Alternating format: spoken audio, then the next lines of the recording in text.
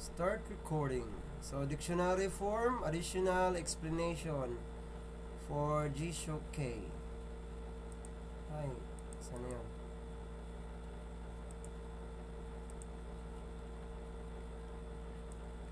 Tabemas. Sample, tabemas muna tayo sa tabemas.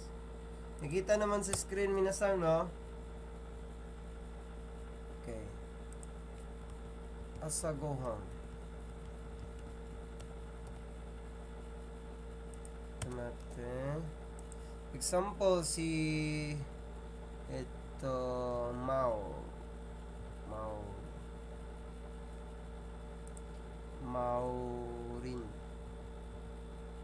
Maurin sang wa Maurin sang wa eto, anong kakainin mo, Maurin sang? Rami na lang. Ay, ikaw baka may gusto mong ibang kainin. Okay na yun, Sensei. Masarap naman yun eh. Pag ini-interview yung mga Pilipino sa Japan, anong gusto mong kainin sa Japan? Lahat sagot, ramen. Ramen o tabimas. So, mangyayari niyan. So, ito. Okay, basa nito, class. Hi. Seno. Ano po, Sensei? Ito. Ibang screen po ata yung nakikita. Ibang screen. Nasa ibang ito po bang kay Mau? Sorry. Hi. Saan ba? Bakit dyan? Basa. Ayun pala. Iba pala. Maurin san wa. Maurin san wa. Ramen o tabemas. Ang ibig sabihin niyan is, si Maurin sang kakain. Kasi pag tabimas kasi is future pa or present. Future.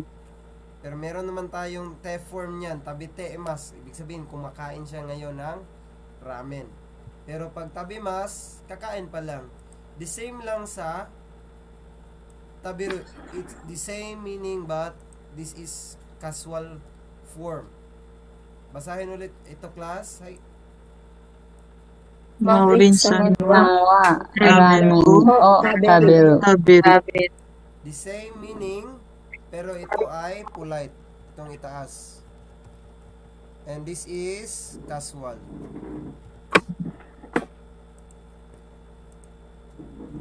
Low systems are So yung dictionary form pala po, Sensei, yung casual na ano. Opo, medyo mahina lang yung signal ko, ha. Anong nangyayari nito?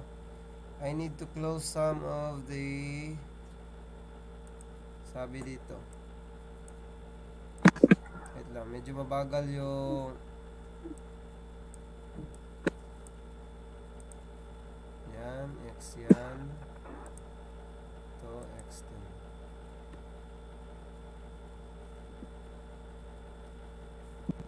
Wait lang, ha.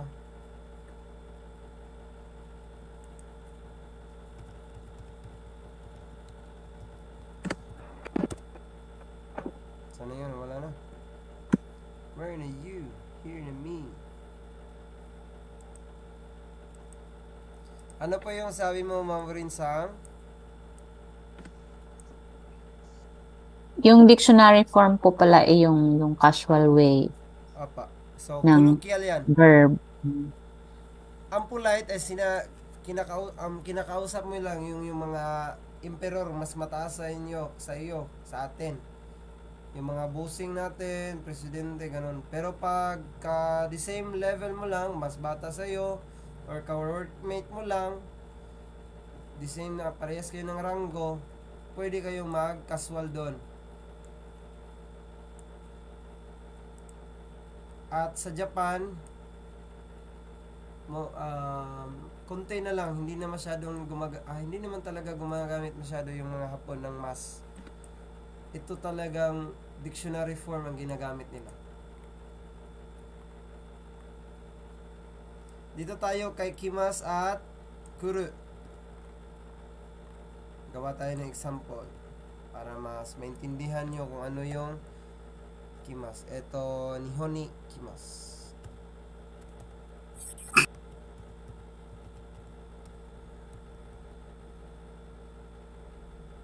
Ito, itsuka.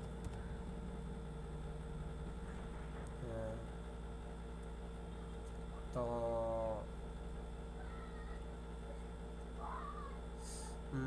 Yamada. Yamada-san wa Philippine.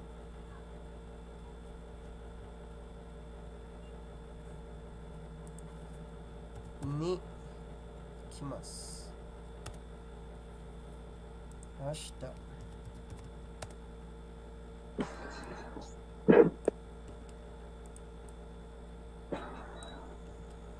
Okay, class, basahin natin to. Hai, seno.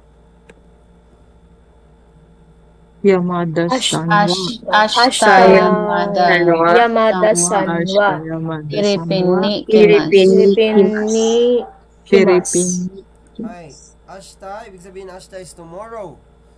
Tomorrow. Yamada-san wa, si Yamada, Mr. Yamada ay Pupunta ng ng Pilipinas. Pilipinas ay bukas. darating dito sa Pilipinas.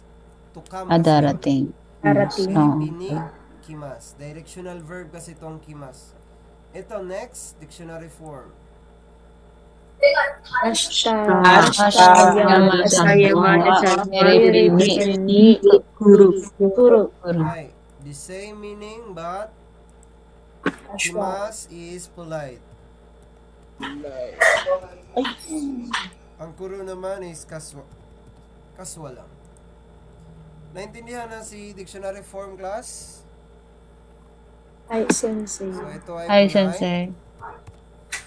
Ito ay casual.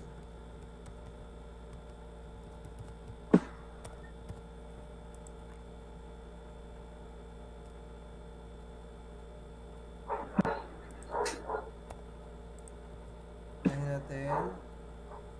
Okay, screenshot nyo lang. Screenshot na. Para di nyo makalimutan.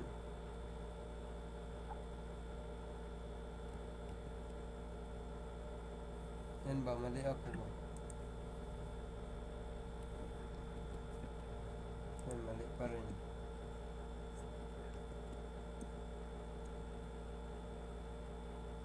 Kalimutan ko na mag-screenshot.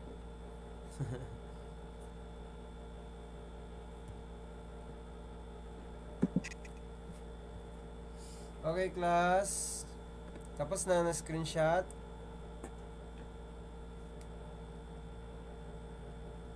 Screenshot nyo muna saglit.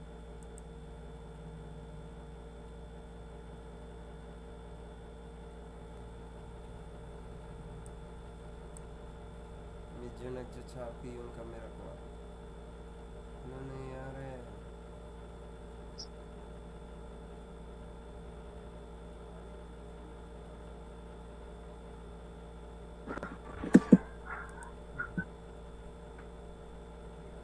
Loading. Ngayon pa lumabas.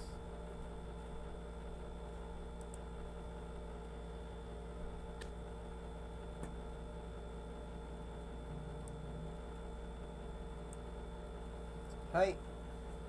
So next na pag-aaralan natin is knife form. Si knife form. Kaya sa mga nanonood, see you sa next video. Shout out kay Rufin Sang, Maurin Sang at kay JR. Kay CJ Sang. Na buhay pa tong video na to hanggang sa kahit 100 years. Kami kaya, Sensei, buhay pa. Wala na, patay na tayo lahat niyan. 100 years.